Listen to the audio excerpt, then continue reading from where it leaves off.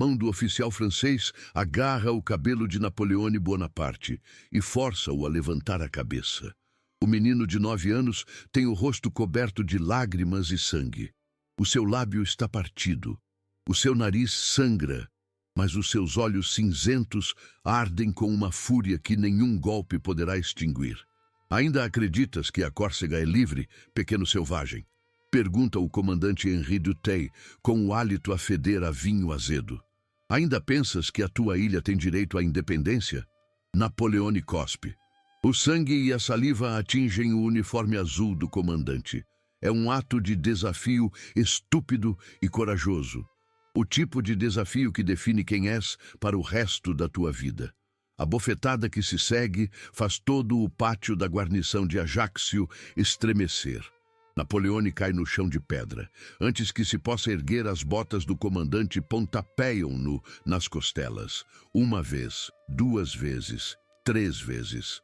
A Córcega é francesa, ruge Dutel. E tu, pequeno rato corso, aprenderás a beijar a bandeira que agora te governa. Napoleone tenta levantar-se. Outro golpe derruba-o, e então vem o chicote. 18 anos mais tarde, num dia chuvoso de abril de 1793, o general Napoleone Bonaparte regressa à Córcega. Não vem como libertador, não vem como filho pródigo, vem como o anjo da morte com uma lista de nomes. E no topo dessa lista, escrito com a tinta do ódio puro, está o nome: Comandante Henri Dutey. Prometi que voltaria, pensa Napoleone enquanto o seu navio se aproxima do porto de Ajaccio. Prometi que pagarias por cada gota de sangue que derramaste, e os Bonaparte nunca quebram as suas promessas. Se o teu sangue ferve com as traições que forjaram imperadores, subscreve, deixa o teu like e descobre como um menino açoitado por defender a sua pátria retornou como general para executar o seu torturador. A vingança mais brutal da história corsa espera por ti. O ano é 1778. A Córcega leva 10 anos sob domínio francês. Os corsos que lutaram pela independência estão mortos, exilados ou derrotados. Pasquale Paoli, o herói da resistência, fugiu para a Inglaterra. A França governa a ilha com punho de ferro. A família Bonaparte escolheu a sobrevivência em detrimento da resistência. Carlo Bonaparte, pai de Napoleone, jurou lealdade à França. Em troca, os seus filhos recebem educação, oportunidades, um futuro que não inclui morrer nas montanhas com um mosquete enferrujado. Mas jurar lealdade com os lábios não significa aceitá-la com o coração. Napoleone tem 9 anos e está sentado nos degraus de pedra da casa da família em Ajaccio. Lê um livro que o seu tio Giuseppe lhe emprestou. É uma história da República Romana, de como os romanos lutaram contra a tirania dos reis. O que lês, pequeno? Pergunta a sua mãe Letícia, saindo de casa com um cesto de roupa. Sobre Roma, responde Napoleone sem levantar a vista. Sobre como expulsaram os reis tiranos. Letícia para. Olha para o filho com uma mistura de orgulho e medo. Tem cuidado com esses pensamentos, Napoleone. Os franceses não gostam de crianças que leem sobre revoluções. Mas, mãe, se Roma pôde ser livre, por que razão a Córcega não pode? Letícia senta-se ao lado dele. Pega no seu rosto entre as suas mãos ásperas de tanto trabalhar. A Córcega foi livre, meu filho. O teu pai lutou com Paoli por essa liberdade, mas por vezes os fortes vencem e os fracos devem dobrar-se ou morrer. Então dobramo-nos para sempre. Dobramo-nos até sermos suficientemente fortes para nos erguermos, responde Letícia. E quando esse dia chegar, quando tiveres o poder, então poderás decidir o que fazer com ele. É uma conversa que Napoleone jamais esquecerá. 2 dias depois, Napoleone está a brincar com o seu irmão Giuseppe na Praça do Mercado. É um dia quente de julho. O ar cheira a sal do mar e a pão recém-cozido. Um grupo de soldados franceses passa pela praça. Vão bêbados, cantando canções obscenas, empurrando os comerciantes corsos que não se desviam rápido o suficiente. O líder do grupo é o comandante Henri Dutheil. Tem 32 anos, loiro, alto, com cicatrizes de batalhas no norte de África. Foi destacado para a Córcega como castigo por insubordinação. Odeia a ilha, odeia os corsos e sente prazer em lembrar-lhes quem manda. Afastem-se, selvagens, grita Dutheil, derrubando um cesto de laranjas de um vendedor. Soldados franceses a passar! O vendedor corso, um homem velho de barba branca, ajoelha-se para apanhar as suas laranjas. Com licença, senhor oficial, mas essas laranjas são o meu sustento. A bota de Dutheil esmaga uma laranja em frente ao rosto do velho. O teu sustento é o que eu digo que é, velho, e agora o teu sustento é limpar a lama das minhas botas. Os outros soldados riem. Giuseppe agarra no braço de Napoleone. Vamos embora, sussurra. Isto não é da nossa conta. Mas Napoleone não se mexe. Observa o comandante francês a humilhar o vendedor. Vê o riso dos soldados, sente a vergonha coletiva dos corsos na praça que observam sem fazer nada. E algo se parte dentro dele. Deixe-o em paz, grita Napoleone, a sua voz aguda mas clara. O silêncio que se segue é absoluto. Dutheil vira-se lentamente. Os seus olhos encontram o menino de 9 anos que se atreve a desafiá-lo. O que disseste, pequeno? Disse para o deixar em paz, repete Napoleone, caminhando em frente. É um homem velho, não lhe fez nada. Dutheil ri-se, é um riso profundo e cruel. E quem és tu para me dar ordens? Sou Napoleone Bonaparte.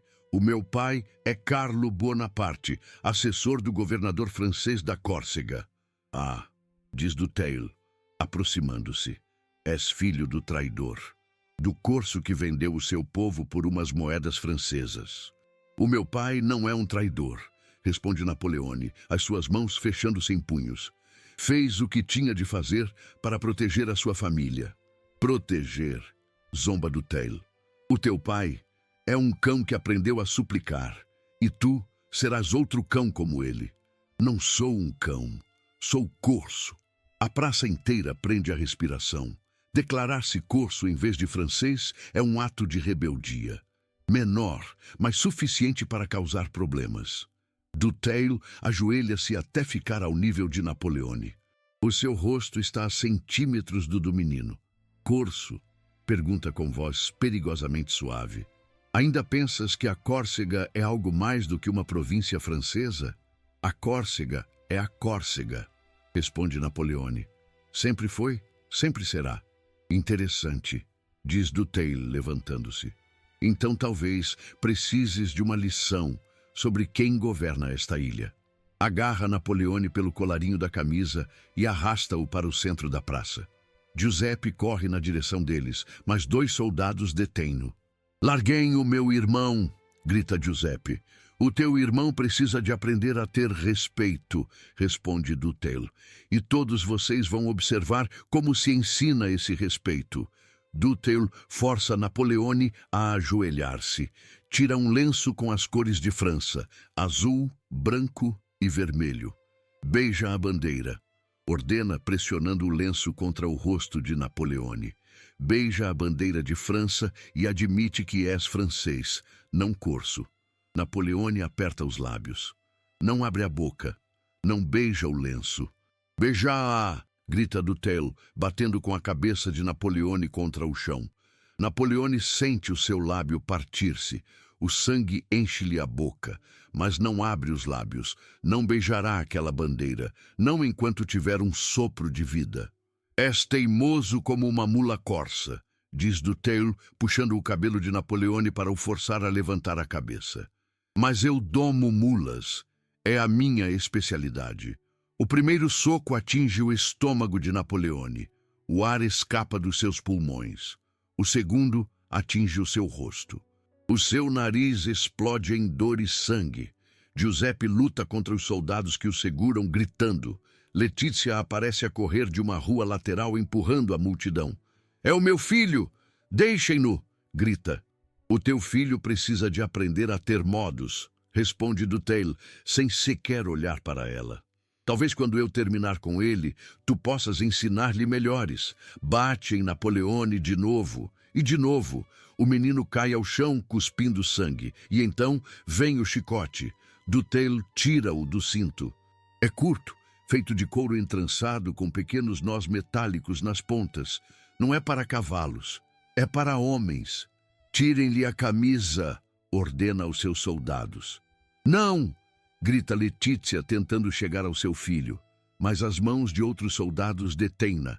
Arrancam a camisa a Napoleone. As suas costas são pequenas, magras, as costas de um menino de 9 anos que nunca conheceu a verdadeira crueldade. A córcega é francesa, diz Dutheil, levantando o chicote. Entendes? Napoleone não responde.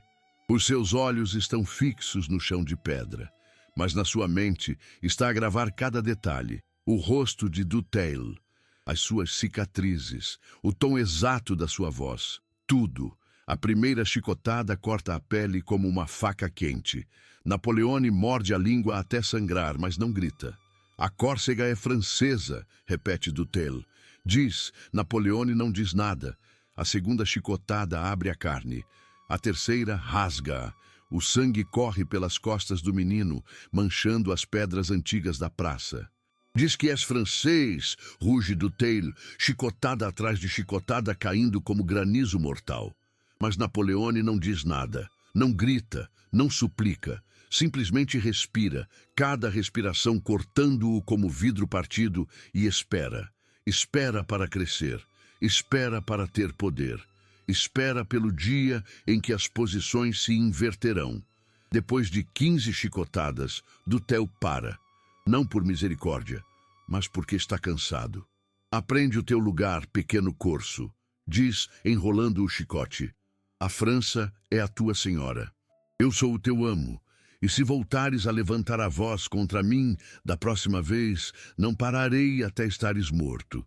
Atira o corpo ensanguentado de Napoleone aos pés de Letícia.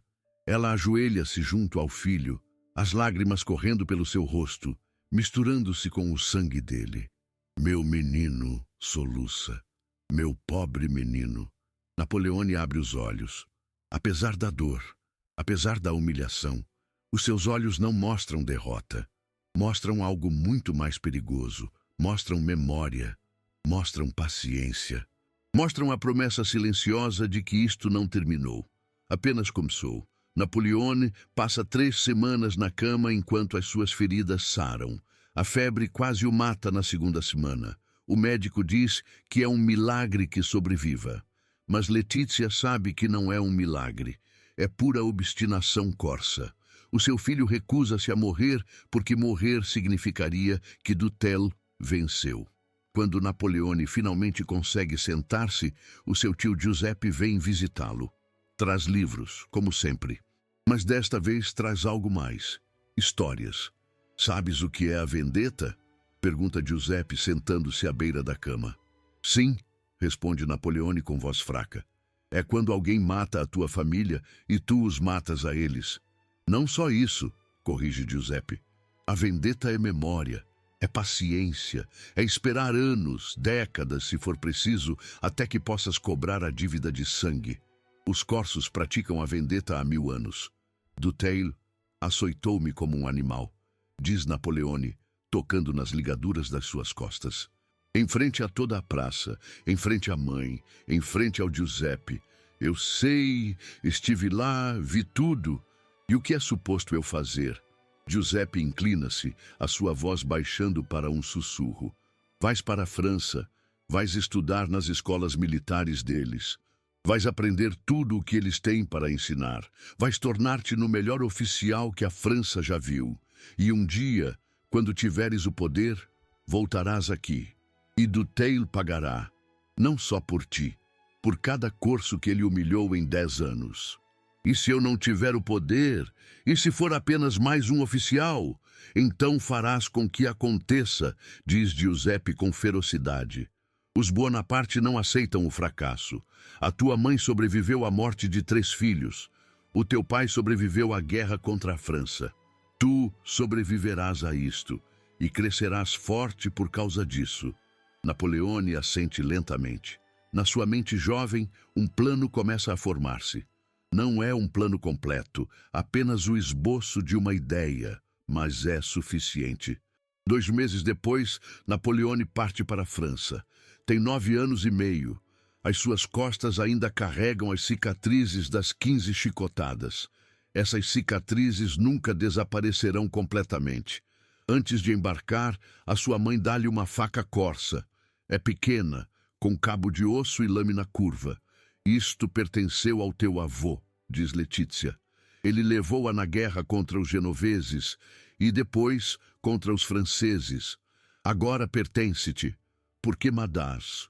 Para que te lembres de quem és, responde ela. Vais para a França. Vestirás o uniforme deles. Falarás a língua deles. Mas por baixo de tudo isso, continuas a ser corso, e os corsos nunca esquecem. Napoleone guarda a faca na sua bolsa. É o único bem de valor que leva consigo.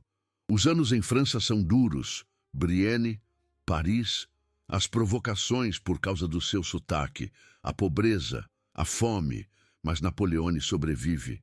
Mais do que sobreviver, prospera. Forma-se como oficial de artilharia, brilhante, inovador, implacável. E durante todo esse tempo, carrega cicatrizes nas costas como um lembrete. Todas as manhãs, quando se veste, sente-as. E todas as manhãs, pensa em Dutel. Ainda estás aí, pensa Napoleone. Ainda na Córcega, a acreditar que és intocável. A desfrutar do teu pequeno reino de tirania, mas em breve, muito em breve. A Revolução Francesa muda tudo. Os reis caem. As velhas regras desaparecem. E no caos, homens com talento podem ascender, independentemente da sua origem. Napoleone ascende rapidamente. Capitão aos 24, major aos 25, e em 1793, após a sua brilhante atuação em Toulon, promovem-no a general de brigada. Tem 24 anos, é o general mais jovem de França e tem acesso a tropas, a poder real. A capacidade de regressar à Córcega não como um menino indefeso, mas como um conquistador. A situação política na Córcega é complicada em 1793. Pasquale Paoli regressou do exílio. A divisão entre os que apoiam a França e os que querem a independência. A violência, caos, oportunidade. Napoleone solicita ser enviado à Córcega com tropas para restaurar a ordem. O seu pedido é aprovado. Em abril de 1793, desembarca em Ajaccio ao comando de 500 soldados. Não estava na sua cidade natal há 5 anos, mas lembra-se de cada rua, de cada edifício, e especialmente lembra-se de onde vive o comandante Dutheil. Dutheil tem agora 47 anos. Ainda está na guarnição de Ajaccio, embora com a Revolução o seu posto signifique menos. É um homem do antigo regime num mundo novo que não compreende. Quando ouve que o general Bonaparte chegou a Ajaccio, não faz a ligação imediatamente. Bonaparte é um apelido comum e o general Bonaparte é famoso agora. Herói de Toulon. O que teria ele a ver com a Córcega? Dutheil descobre quando um destacamento de soldados chega à sua casa ao amanhecer. O general Bonaparte requer a sua presença, anuncia o sargento. Por quê? Pergunta Dutheil, ainda em seu roupão. Nós não perguntamos por quê quando um general ordena, nem o senhor deveria. Levam-no ao comando da guarnição. É o mesmo edifício onde Dutheil torturou dezenas de corsos durante anos. Agora, as tornas viraram. Napoleone está sentado atrás da secretária do comandante. Veste o seu uniforme de general. O seu cabelo está mais comprido do que na sua infância. Tem linhas no rosto que não estavam lá antes, mas os seus olhos são os mesmos. Cinzentos, frios, implacáveis. Dutheil entra no escritório. Por um momento não reconhece o homem atrás da secretária. Depois reconhece. O sangue foge do seu rosto. As suas pernas quase cedem. Apoia-se na ombreira da porta. Não, sussurra. Não pode ser. O que não pode ser? Comandante Dutheil. Pergunta Napoleone com voz suave. Que o pequeno corso que açoitaste há 15 anos seja agora o teu superior? Que o menino que juraste que seria sempre um cão tenha agora o poder de vida ou de morte sobre ti? Bonaparte, General Bonaparte, eu não sabia. Claro que não sabias, interrompe Napoleone. Homens como tu nunca pensam nas consequências da sua crueldade. Nunca consideram que as crianças crescem, que se lembram, que um dia podem regressar. Dutel cai de joelhos. Por favor. Foi há muito tempo. Eu era diferente na altura. A revolução mudou-me. Mudou-te? Pergunta Napoleone, levantando-se e contornando a secretária. Então já não sentes prazer em humilhar os que são mais fracos do que tu? Já não usas o teu chicote em homens e crianças indefesas? Eu só estava a seguir ordens. Mentira, diz Napoleone com frieza. Falei com pessoas de Ajaccio. Investiguei os teus anos aqui. As ordens eram manter a ordem. Tu escolheste fazê-lo com terror, com dor, com humilhação pública. Napoleone para em frente a Dutheil. Tira a faca corsa que a sua mãe lhe deu há 15 anos. Vês isto? A minha mãe deu-ma no dia em que parti para a França. Disse-me para nunca esquecer quem sou. E nunca esqueci. Todos os dias em França, cada provocação, cada momento de fome e frio, eu lembrava-me. E todos os dias pensava em ti. Peço-te perdão, soluça Dutheil. De joelhos te peço perdão. Era jovem, era estúpido. Se eu pudesse mudar o passado... Mas não podes, interrompe Napoleone. Ninguém pode. O que fizeste está feito. As cicatrizes nas minhas costas são permanentes. A memória da dor é permanente. A humilhação em frente à minha mãe é permanente. Agacha-se até ficar ao nível de Dutheil. Quando me açoitaste, perguntaste-me se eu entendia que a Córcega era francesa. Se entendia que tu eras o meu amo. Lembras-te? Sim, sussurra Dutheil. Agora vou fazer-te a mesma pergunta. Entendes que a tua vida é minha? Que posso fazer contigo o que quiser e ninguém me vai impedir? Sim. Bom, porque vais morrer, Dutheil. Não hoje, não aqui, mas em breve. E antes de morreres, vais entender exatamente como se sentiu aquele menino de 9 anos quando o açoitaste na praça. Napoleone faz um sinal. Os soldados tiram Dutheil do escritório e atiram-no para uma cela na cave do comando. É a mesma cela onde Dutheil trancou inúmeros corsos durante anos. Os dias seguintes são um inferno para Dutheil. Não o torturam fisicamente. Napoleone é mais sofisticado do que isso. Em vez disso, deixa-o esperar. A cada hora, espera que venham executá-lo. Cada ruído de passos fá-lo tremer. Cada vez que a porta se abre, tem a certeza de que o seu fim chegou. Mas não chega. Os dias transformam-se numa semana. A semana transforma-se em 2. Dutheil perde peso. Deixa de dormir. Os nervos consomem-no vivo. Finalmente, após 3 semanas, Napoleone convoca-o novamente. Decidi o teu castigo, diz Napoleone. Execução? Pergunta Dutheil com voz oca. Eventualmente, mas primeiro vais experimentar algo. Faz um sinal e trazem algo. É um poste de madeira. O mesmo tipo de poste ao qual amarravam os prisioneiros para os açoitar. A compreensão enche os olhos de Dutheil de horror absoluto. Não, por favor. Isso não. Por que não? Pergunta Napoleone. Por acaso não disseste que era um castigo apropriado? Que os selvagens corsos precisavam de aprender disciplina através da dor? Era diferente. Eles eram criminosos.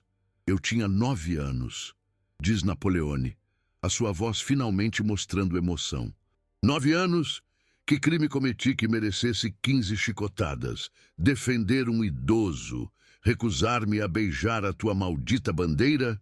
Por favor. Não, diz Napoleone com finalidade. Já decidi. Vais receber 15 chicotadas, uma por cada uma que me deste, e depois vais ser executado por traição à República. Traição. Eu não cometi traição. Encontraremos provas. diz Napoleone com um sorriso frio. Documentos que mostram a tua correspondência com monarquistas. Planos para sabotar a República.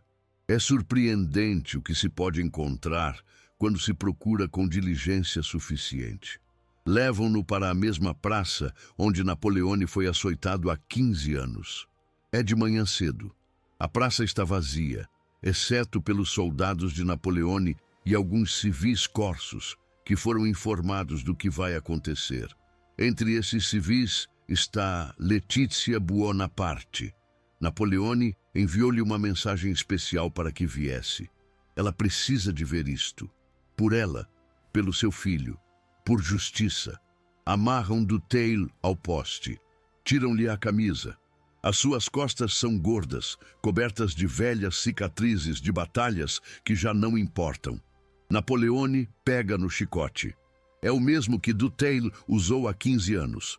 Confiscaram-no dos seus pertences e guardaram-no especificamente para este momento.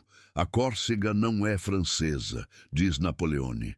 A Córcega é corsa. Sempre foi, sempre será. Entendes? Dutheil não responde, apenas soluça.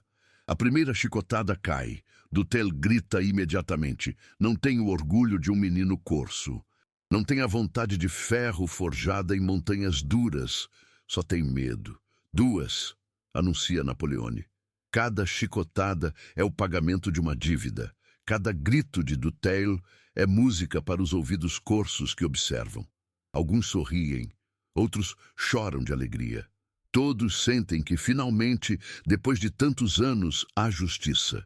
Depois de 15 chicotadas, Napoleone para. Dutheil pende do poste, inconsciente, as suas costas destroçadas. Acordem-no, ordena Napoleone. Deitam água fria sobre Dutheil. O homem geme, abrindo os olhos lentamente. Ainda não, diz Napoleone. Ainda não podes morrer. Primeiro tens de entender algo. Aproxima-se até os seus lábios estarem junto ao ouvido de Dutheil. Há 15 anos, quando me açoitaste, perguntaste-me se eu entendia que a Córcega era francesa. Eu não respondi. Sabes por quê? Dutheil geme algo incompreensível. Porque não aceitava a tua premissa. Porque no meu coração sempre soube que a Córcega era corsa. E que um dia os corsos governariam sobre os que tentaram conquistar-nos. Esse dia é hoje, e tu és a prova. Faz um sinal. Um pelotão de fuzilamento forma-se. 8 soldados com mosquetes carregados. Tens últimas palavras? Pergunta Napoleone. Dutheil levanta a cabeça com grande esforço. Os seus olhos encontram os de Napoleone. Por um momento, há lucidez ali. Compreensão. Sempre soube, sussurra com voz rouca, que aquele menino era perigoso. Deveria ter te matado quando tive a oportunidade. Sim, responde Napoleone. Deverias. Esse foi o teu erro fatal. Apontar. Os mosquetes levantam-se. Fogo! O som de 8 disparos ressoa na praça. Dutheil estremece com o impacto. O sangue floresce no seu peito como rosas vermelhas sobre tela branca. Cai para a frente, ainda amarrado ao poste. Morto. A praça fica em silêncio. Depois, lentamente, os corsos começam a aplaudir. É um aplauso que cresce e cresce até toda a praça ressoar com ele. Napoleone não sorri, não celebra. Simplesmente olha para o corpo de Dutheil por um longo momento. Depois vira-se e caminha na direção da sua mãe. Letícia tem lágrimas nos olhos, mas não são de tristeza, são de orgulho feroz. Valeu a pena esperar 15 anos? Pergunta ela. Sim, responde Napoleone simplesmente. Cada dia desses 15 anos. A mãe abraça o filho, o general, o vingador, o menino que nunca esqueceu. O teu pai estaria orgulhoso, sussurra Letícia. Espero que Dutheil lhe diga isso quando se encontrarem no inferno, responde Napoleone. A situação política na Córcega complica-se nos meses seguintes. Paoli e os Bonaparte enfrentam-se. Os Bonaparte têm de fugir da ilha. Napoleone nunca mais regressará para viver na Córcega. Mas isso não importa, porque regressou quando era preciso. regressou com poder suficiente para cobrar a dívida mais importante da sua vida. Anos mais tarde, quando Napoleão é imperador, perguntam-lhe sobre as suas maiores vitórias. Austerlitz, diz ele sem hesitar, foi a minha obra-prima tática. E a sua maior satisfação pessoal? Napoleão pensa por um momento. Depois diz, uma manhã em Ajaccio há muitos anos. Não foi uma batalha. Não mudou o curso da história. Mas foi o dia em que aprendi que a paciência é a forma mais letal de vingança. Pode explicar? Não, responde Napoleão. É uma dívida corsa. E as dívidas corsas são privadas. Em Santa Helena, durante o seu exílio final, Napoleão está mais disposto a falar. Alguma vez se arrependeu das suas decisões? Pergunta o conde de Las Cases. De muitas, admite Napoleão. A Rússia foi um erro. Deveria ter negociado a paz em diferentes momentos. Confiei em homens que não o mereciam. Há algo de que não se arrependa? Napoleão toca nas suas costas, onde as cicatrizes de 15 chicotadas continuam visíveis depois de 40 anos. Executei um homem na Córcega em 1793, um homem que me torturou quando eu era criança. Alguns diriam que foi vingança, que foi indigna de um general. E o que diz o senhor? Digo que foi justiça. Justiça adiada por 15 anos, mas justiça, finalmente. E se tivesse de o fazer de novo, faria exatamente o mesmo. Mesmo sabendo que eventualmente perderia tudo, que acabaria aqui, nesta ilha. Napoleão olha pela janela para o oceano que o separa de tudo o que alguma vez teve. Mesmo sabendo isso. Porque há coisas mais importantes do que o poder ou a glória, a dignidade, a justiça. E há o simples facto de que quando alguém te magoa, quando alguém tenta destruir o teu espírito, não podes deixar que se safem. Não se queres olhar-te ao espelho e reconhecer o homem que vês. Faz uma pausa, depois acrescenta. Os corsos têm um ditado, mais vale morrer de pé do que viver de joelhos. Dutheil tentou pôr-me de joelhos quando eu tinha 9 anos. Fracassou. E 40 anos depois, mesmo aqui na minha prisão final, continuo de pé. Ele está morto e esquecido. Eu estou vivo e sou lembrado. Então foi por orgulho? Não, diz Napoleão. Foi por algo mais profundo do que o orgulho. Foi pela promessa que fiz àquele menino de 9 anos a sangrar numa praça. A promessa de que a sua dor não seria em vão. De que cresceria forte, de que regressaria, de que cobraria cada dívida. E fê-lo, e filo, confirma Napoleão. Essa é a única coisa na minha vida da qual nunca duvidarei. Cumpri a minha promessa àquele menino. E num mundo cheio de promessas quebradas, isso significa algo. O conde de Las Cases escreve tudo isto no seu diário. Mas quando publica as memórias oficiais de Napoleão, omite esta conversa. Alguns segredos, decide ele, são demasiado sombrios para a história oficial. Mas nas aldeias da Córcega, a história é contada de maneira diferente. É contada à volta de fogueiras nas montanhas. É sussurrada em tabernas perto do porto. É transmitida de avós para netos. É a história de um menino que foi açoitado por defender a sua terra, que nunca esqueceu, que esperou pacientemente e que regressou como general para executar o seu torturador.